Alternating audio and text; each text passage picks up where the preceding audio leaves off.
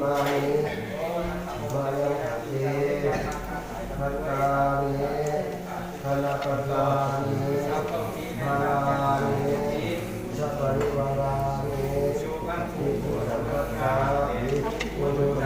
สบายดีเนาะนี่ก็คือทางด้านหน้าของวัดพระเจ้าสิงห์คำเนาะอยู่นี่เนาะเดี๋ยวจิพาไปเบิ่งอยู่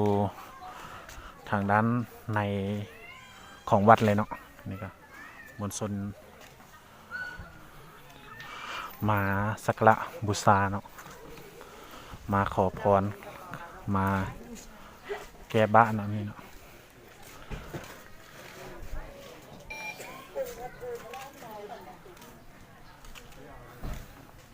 เครื่องถวายเนาะนี่ก็จะเป็นพระเป็นนั้นส่วนนี้ก็คือกันเนาะ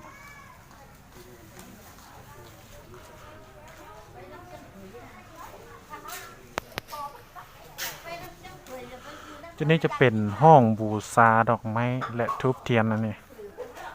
เราจะเอาไปบูชาก็เอาอยู่นี่เนาะอยู่บาวเทสก็ซื้อไปแล้วเนาะ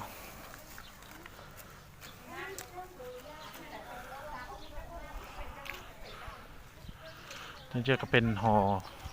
แจกเนาะที่กำลังที่สร้างแล้วเนาะตอนนี้เนาะส่วนวัดจะอยู่ทางด้านนี้เนาะ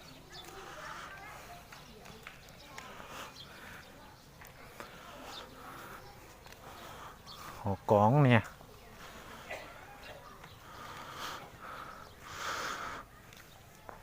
มวลชนหลายขนาดเนาะที่ลังไหลเข้ามาโบขาดสายนะอยู่นี่ก็จุดวัดพระเจ้าสิงห์คำเนาะ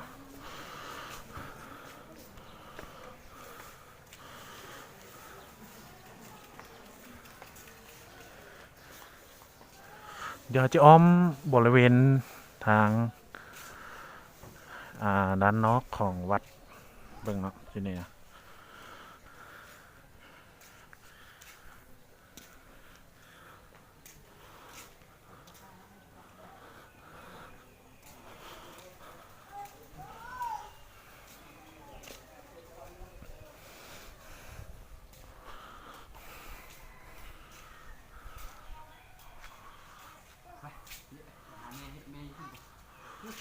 ห้องหูพญานาคนะเนี่ย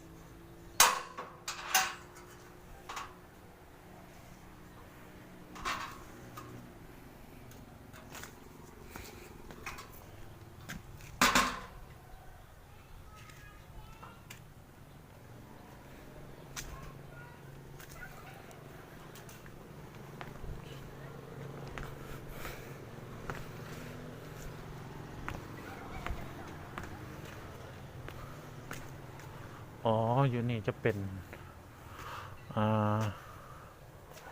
หูพญานาคเนาะอยู่นี่เนาะ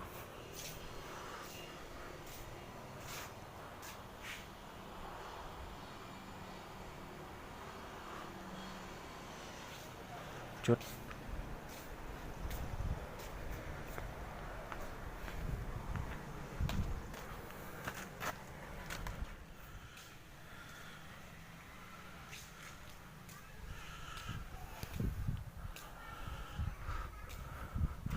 เป็นบริเวณของทางด้านหลังของวัดพระเจ้าสิงห์คำนะตอนนี้เนาะ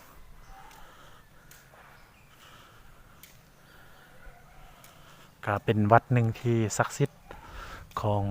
แขวงอุดมไซเนาะเรียกว่าของไทยเมืองเหนือของเฮาเนาะ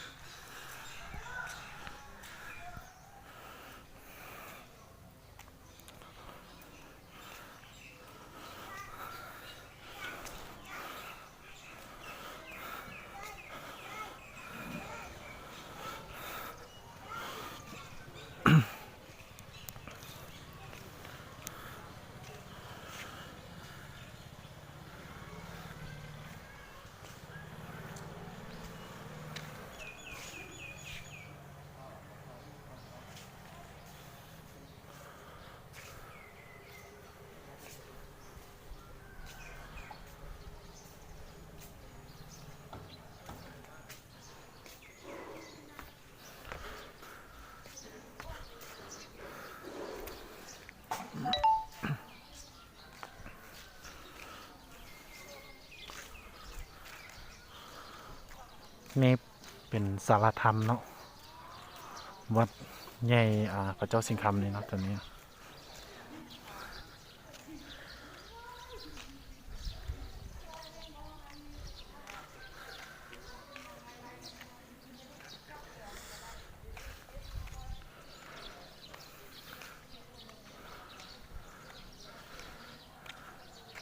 นี่จะเป็นตึก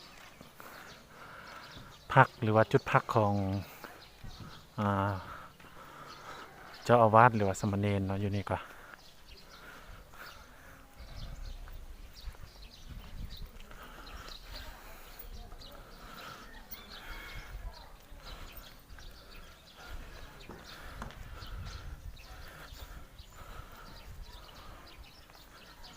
พระธาตุเจดีย์นะ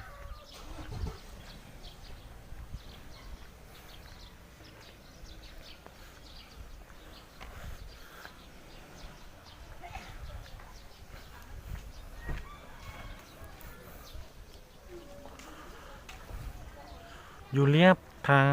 โซนเบื้องลุ่มนี่ก็จะมีสาวบ้านมาขายเครื่องเนาะ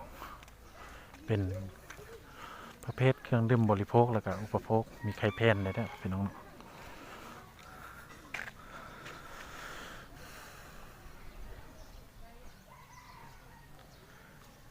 นี่ก็เป็นบรรยากาศรวมๆอยู่จุดวัดพระเจ้าสิงห์คำนะอยู่นี่เนาะเป็นวัดที่ศักดิ์สิทธิ์ของสาวเมืองเหนือเขาเนาะ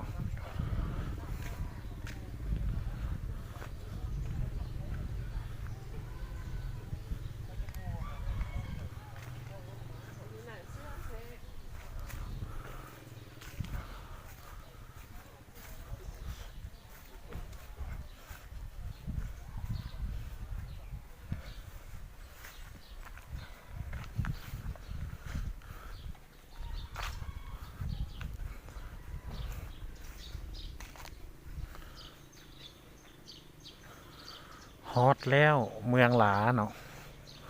ก็เป็นจุดชมวิวอีกจุดหนึ่งที่เบิ่งเห็นน้ำพักเนาะ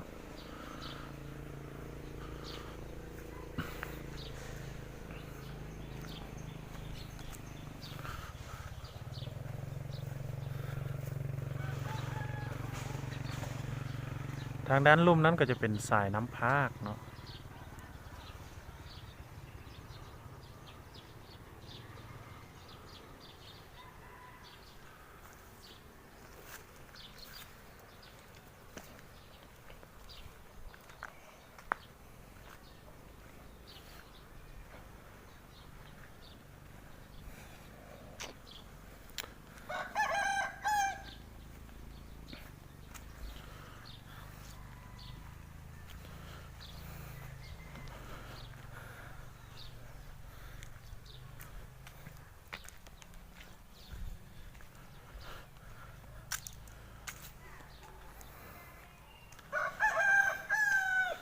คลิปนี้ก็สิขอจบเพียงเท่านี้เนาะพี่น้องก็พาชมบริเวณของวัดพระเจ้าสิงห์คำนี่เนาะอยู่จุดนี้เนาะ